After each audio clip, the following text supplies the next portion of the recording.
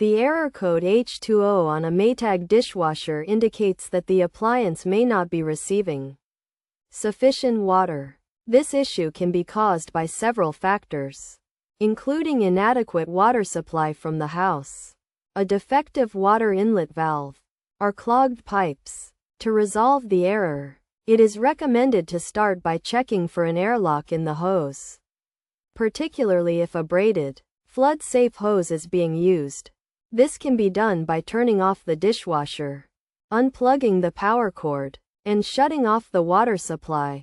The hose should then be removed from the dishwasher, and the water allowed to run for 15 to 20 seconds to remove any airlock, with a bucket placed underneath to prevent water damage.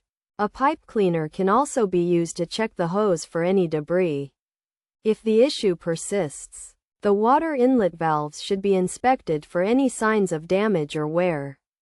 This involves turning off the dishwasher, disconnecting the water supply, and removing the lower access panel to access the valve. If the valve is damaged, it may need to be replaced, which is a task that may require the assistance of a professional technician, especially for those who are not experienced with such repairs.